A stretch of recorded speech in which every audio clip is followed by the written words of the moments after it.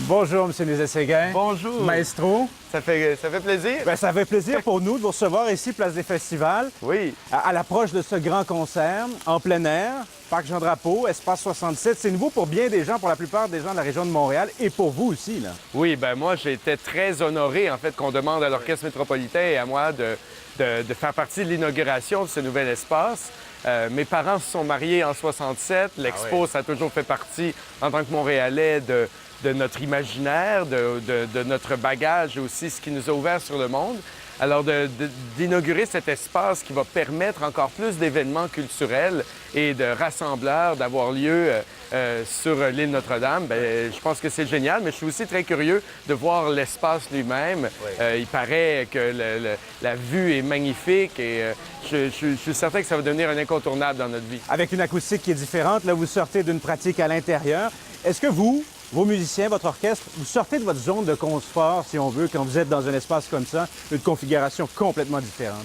C'est sûr qu'on sort de notre zone de confort, mais ça fait partie de l'ADN de l'Orchestre métropolitain de sortir de sa zone de confort.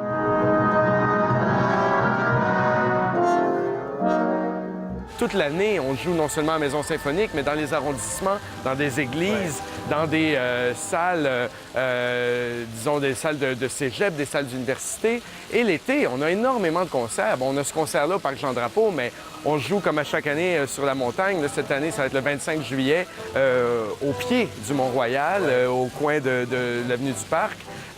On fait des concerts dans les parcs un petit peu partout sur l'île. Alors, je pense que d'aller vers les gens, d'amener la musique dans des conditions acoustiques qui sont pas idéales, mais qui sont compensées, je trouve, par des conditions de nature et de poésie, c'est très important d'amener la musique de cette façon.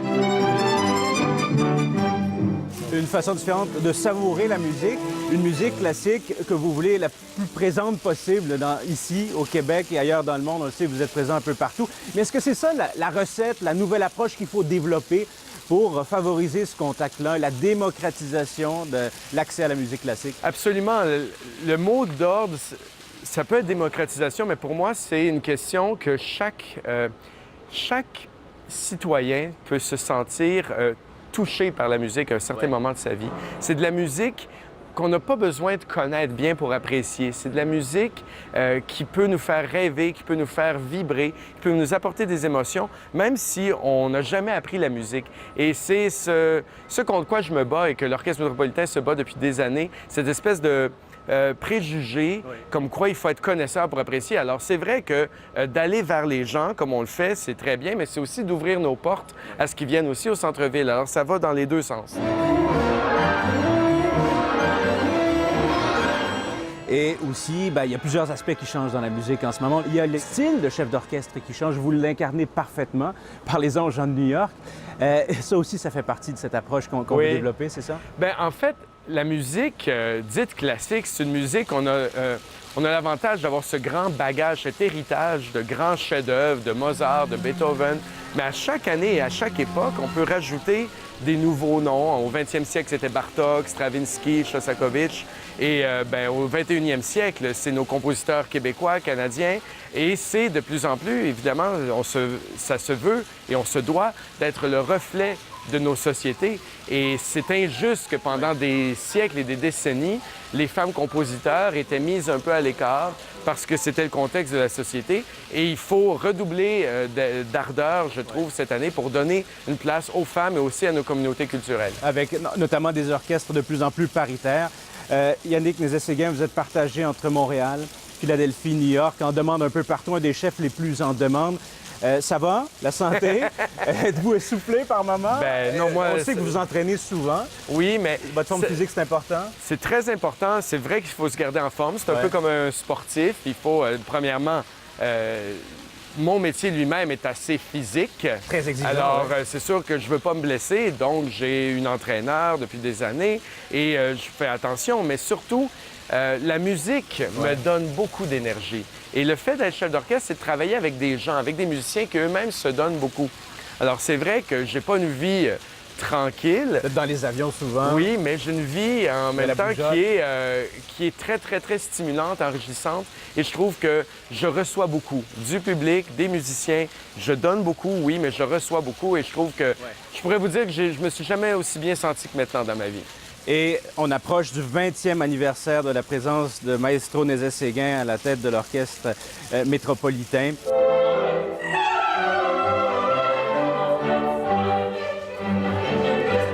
Ouais. Est-ce qu'on peut envisager quelque chose de spécial pour souligner la chose? Est-ce qu'on peut parler un peu de votre avenir? Qu'est-ce que vous avez dans vos cartons?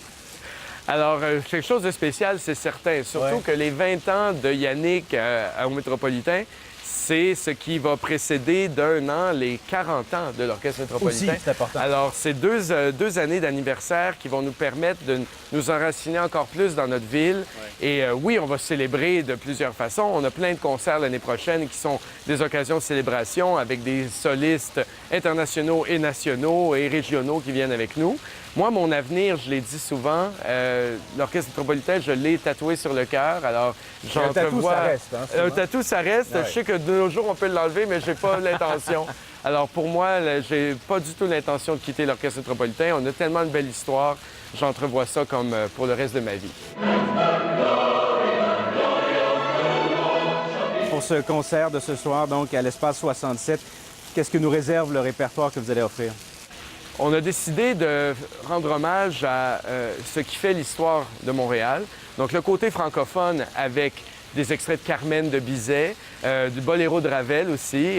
Donc, ça, c'est le côté francophone. Le côté anglophone, qui est les variations Enigma de Elgar. Donc, belles, magnifiques œuvres qui mettent en valeur l'orchestre. Mais aussi, on a commandé une pièce à une Mexicaine-Canadienne, Alejandra Rogers, qui nous a commandé qui a écrit une pièce spécialement pour parler des racines de Montréal et entre autres ses racines autochtones. Alors c'est un hommage au passé, mais aussi beaucoup dans comment on s'incarne au présent. Merci infiniment. Ça a été un plaisir. Bien, c'est un grand plaisir de se rencontrer. Et amusez-vous ce soir. Je vous le promets. J'en doute J'espère pas que une tous les seconde. citoyens vont s'amuser avec nous. Et c'est gratuit, 20h30. Merci. Au revoir. Merci.